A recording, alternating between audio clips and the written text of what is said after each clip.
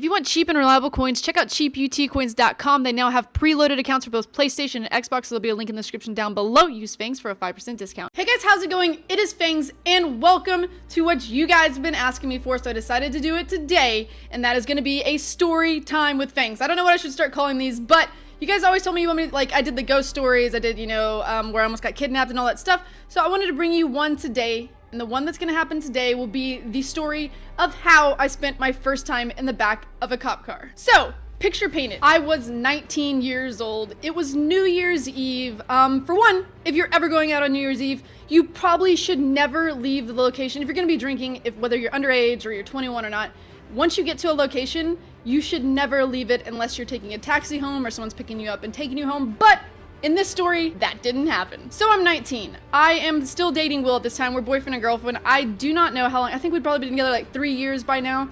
And I decided, instead of going with my friend Ginny to a city that was about 35 to 40 minutes away to go to a lake house party for New Year's, that I was going to go with Will to his friend Chris's. And we were just going to chill and have a good time there. So we get there. I end up drinking very excessively because, I don't know, it's New Year's. I shouldn't have been. I wasn't even 21 yet, but I did anyway. And Will did as well. So we're there. We're probably 2 hours into the night. And so my friend Jenny had just started talking to this guy named Randall. And they were kind of like filling it out. Although we knew each other from high school, and Randall was like her high school crush that she really liked. So it was exciting for her. It was her first year of college, and it was exciting for her to be talking to him. But he like ended up like being somewhere else on New Year's, and she ended up being at that party. And somehow, some way, Randall ended up showing up at the party that I was at, and I knew that they had been talking to each other. So I was pretty excited about it, and I remember I was texting back and forth with Jenny. I was like, "Oh, Randall's here, like, haven't you guys been talking, whatever?" At that time, I went to Texas Tech, so I wasn't living in the same city. I wasn't in the know about what was really going on with it. I just knew what she had texted me. So I was like, he showed up to this one. He had friends that were in the same, like, friends group as Will, who I was dating. So I was pretty excited about it, and I continued on throughout the night. We texted back and forth or whatnot. But at one point of the night, Ginny texted me, and she was like, "Oh my god," freaking out, and I was like, "What's going on?" And she said that there had been a gun pulled. I know, it sounds crazy, but a gun had been pulled on their lake house, and the lake house they were at was a guy named Kai. He was like 45 years old, and for some reason he threw parties at his house that was where we live, as well as at his lake house that was kind of far away. And when I think about it now, a little strange if you're 45 and you're throwing parties for 17 to 19-year-olds, but I have no room to judge or whatever. But out at his lake house, apparently someone had showed up. Out of our friends, we had like some that were, like normal, and some that were a little bit like on the thuggish side. At that time, we hung out with like some skaters, is I guess what you would call it. And so one of their friends had showed up, and he had brought a guy, and the guy had gotten into a fight with somebody else, and they were pushing each other back and forth, and somehow, some way, he had a gun. And so he didn't do anything with it, he didn't shoot it or anything, but apparently he flashed it at the party, and everybody freaked out. And so I was like, oh my god, we have to, like, I have to go get Ginny, I have to go save Ginny. Why? I thought that I needed to save Ginny, and I didn't think that maybe I should call Ginny's parents, or maybe Ginny should call 911. I still do not know to this day, but I built it up in my mind that I have to save my best friend Ginny. So I decided to gather up a thing, and I'm like, Randall, because I knew Randall kind of had a crush on her at the time. I'm like, Randall, Ginny just had a gun pulled in our party. We have to drive out. We have to go pick her up. Her and my friend Laurel, and another girl named Callie, really wanted to get back to Fort Worth, and I was like, I'm coming to get you. We're gonna come get you. So I talked Randall. Somehow, I was probably the ringleader of this night. Somehow talked Randall into it. He was very okay with it, though. He was like, yeah, we have to go get him. And Will, who was way out of it and should never have come with us, I somehow, like, dragged him along. I was like, you have to come with me. You have to come with me to get Ginny. It's my best friend. I had the little girlfriend attitude at the time. So he came along with me. And so we drive. For one, all three intoxicated. Will's passed out in the front seat. We drive 35 to 40 minutes to this city, which is already a no-no. You should never drink and drive. We get lost on the way there. This was just a little detour, and Randall was like a terrible driver in the first place. So imagine a drunk Randall who's a terrible driver driving. We get to this windy road, and at some point we have to stop because Will gets really sick on how bad the driving is, and this is what starts the bad karma for the night. We don't realize it. He gets out, he starts puking, which is kind of gross. And by the time that we get him back in the car, we back up, we notice that he had puked on a church mailbox for once. That already starts the bad karma for the night. So anyway, we make our way down to this building. There's this like, I think it was like an insurance office, and this is in Granbury, Texas. If you're from Granbury, your cops are assholes, I'm just saying. But we make our way to this building, and there is a person, I think it was Carly Brewer, who decided to drop them off because Carly was going to go back to her parents' lake house because she had one there as well. And I don't know why the girls didn't want to just go stay with her. I think it might have been too full or too many people were already staying there. So she drops them off. She's got 2 other girls in the car. She drops Callie, Laurel, and Ginny off, who come in. They have like purses, these huge purses full of liquor, like these bag of wines called Franzia. They're just sitting in their purses. They get into the car. We do this swap. It's like a really quick, weird swap. They get into the car. Ginny and Randall kind of talk a little bit outside the car, and probably not even within 5 minutes of their car pulling out and we're about to leave. We haven't even started our car yet. Thank God we haven't started our car yet. We get 2 cop cars that just whoop, whoop, pull up right behind us. And the instant moment of terror happens for me because I had never been in trouble with the law before. My parents didn't even know I drank. Like, I had never ever got caught with anything with my parents at this time of my age in my life. And the cops pulled up behind us. 2 different cop cars. I guess they had like seen us from a distance, so they were ready for this. They were waiting for like the pickup. I don't know exactly what they were doing. But the first cop gets out of the car and the second one follows right behind him, and they instantly go to the side that Will's on. Will's sitting in the front seat in the right, which we call the passenger side. I know in London or in England you guys drive on that side, but Will's sitting up there, and they instantly pop open his door and they say, "Sir, have you been drinking?" And he says, "I'm not gonna talk to you until I talk to my lawyer." They grab him. He's dead asleep. Like, I don't even know. He's not even fully functional. They grab him, rip him out of the car, and go and just slam his face on their cop car. Like, they drag him over, and I'm getting out of the car like, oh my God, because I'm, at that, I was so emotional. I was so drunk, and, you know, they're taking my boyfriend away. So I'm like, what the hell are you doing? And then there's this other cop who's actually really nice pulling me aside. He's like, you need to calm down. Please, you need to calm down. This is going to be bad for you if you don't. And I'm just screaming. They just kindly walk over to Randall, and they're like, "Sir, have you been drinking?" He says yes. Thankfully, he had not started the car yet. And then they come back to our part of the car, and they make us all get out of the car. We have to stand in this line. And they're just sitting here. I don't know why, but they're assaulting Will so poorly to the far right. And I'm just so mad. I'm like upset, and I'm just crying because I'm like drunk emotional. I'm like, why are they being so mean to him? And so they handcuff Will. They put him back in the back of the cop car. They talk to Randall.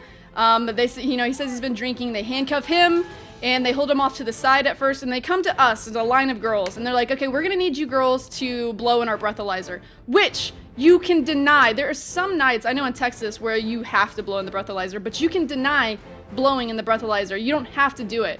And so I'm sitting here like in my mind, I remember like things that you don't have to do that, and the first girl does it, Callie. She blows way over the legal limit.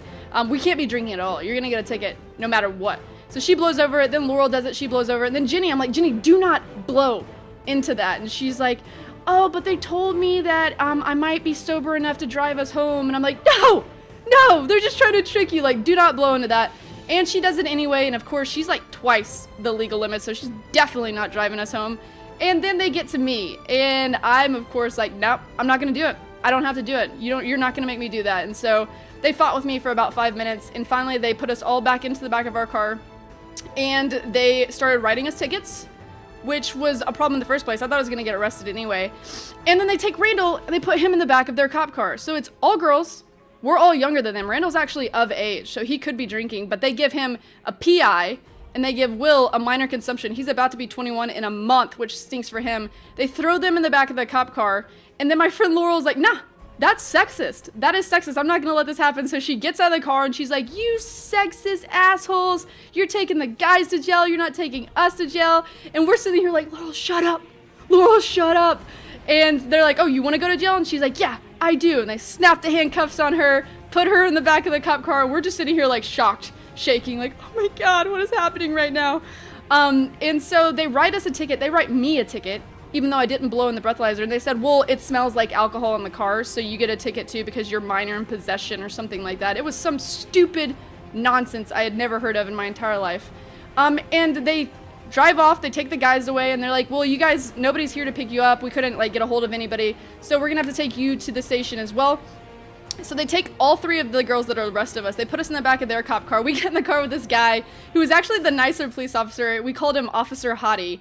And I'm so surprised we didn't get arrested for what we did in the back of the cop car. We had to drive. It was about a 15-minute drive. And I remember we were sitting there the whole time like, you guys like donuts? And you guys want to stop at Whataburger? And you guys going to have food at the police station? We were just being complete assholes because we were so mad that we were going to this police station. And we rode back in the back of the cop car. We ended up getting there. I remember I asked the police officer, I said, hey, I'm actually kind of hungry. Are you going to have any snack machines in this police station? And he said, yeah, there's like 5 or 6 snack machines when you get there. I got there, and there was a peanut machine. and that was it. He was a total jerk for lying to me about that. But we get to the lobby. They make us sit in the lobby. I try calling my dad. My dad answers, actually, and he says, no, you can stay there until the morning because, you know, you shouldn't have been drinking and blah, blah, blah. Jenny's parents won't come get us. We have to sit in the lobby. All the other 3 are in jail. We got so lucky that we didn't have to go to jail. Although I thought about it from time to time, and I was like, how cool would it have been to have been with your best friends in jail? But anyway, we sit in the lobby. We do like crazy stuff. We don't even like think. This is how drunk we are. We don't even think that they have security cameras in the lobby. So we start doing cartwheels and, you know, we're just bothering people. And we wait until the morning for them to be able to get out. And in the morning, I don't know if you've ever been in a police station, but we found out, because we had to sit there all night long. In the morning, they have like a line of bail bondsmen, and they sit there waiting. I guess they have to like post bail for people or whatnot. Once we get there in the morning, Randall and Laurel come out probably an hour into like the time when the bail bondsmen come and they're able to get out. And Will doesn't come out. So I'm thinking like, what the hell? Why isn't Will coming out? Well, apparently they pleaded guilty. He pleaded not guilty. So he had to do $1,000 bail. That's what they posted for him. And I'm thinking, oh my God, at this time, I'm probably 3 years into a relationship. I'm not that close with his parents yet. And I'm like, oh my God, they're going to think I'm a troublemaker. And I hope he didn't call them. Oh, believe it or not, they did. And probably 10 minutes later, his dad comes busting into the door. And I'm sitting there. I forgot to tell you at the beginning of this story, I decided to go on this excursion with no shoes on. I don't know why. I thought it was going to be quick and easy, so I didn't put shoes on. So I had no shoes for the entire night, which is another problem that police officers asked me about the night before. But he busts into the door, and I just see it at slow motion. I'm like, oh my God. Oh my God. Like, he's going to be so upset. And the first thing he says, he walks up to me, he looks down, and he goes, Jesse, where are your shoes? And I was so embarrassed. I felt so terrible. He told us to leave. He ended up bailing Will out, and we ended up all getting tickets. I don't know if you know, we got minor in consumption. That was the ticket. And with that, you get a $600 penalty. You're on probation for 6 months, and you have to do community service for like 40 hours or something like that. So it ended up being a terrible, probably one of the worst New Year's nights that I've ever had. It was like, I don't know. It was just pretty terrible. I've had quite a few since then that have been kind of as bad, but not that bad. But it was just a wild, crazy night. And the worst luck of it all, out of every single person there, like all of those people went, they got lawyers and they fought it in court anyway. All of them got away with it except for me, the person that didn't blow into the breathalyzer. Every one of them maybe had to like pay the ticket, but nothing else. I had to pay the ticket. I had to do the probation, and I had to do community service where I went and I fed the homeless, which wasn't terrible at all. That actually was like a good experience, but I had to do all of them. So I had the worst luck, and I didn't blow in the breathalyzer. So I was so upset.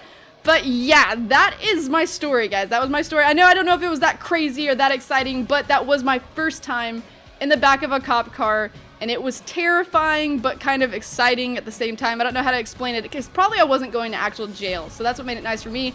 All the rest went to jail, though. I've never actually experienced a night in jail yet in my entire life. I don't think I ever want to, but yeah. Anyway, guys, that is going to be it for my story time for today. I do still have, like, tons of ghost stories. I have other, like, life stories that I can bring to you as well, but I don't know if you guys are interested in it. You gotta let me know in the comments down below. If you did enjoy the video, a thumbs up would be sick. And until next time, I'll see you guys later.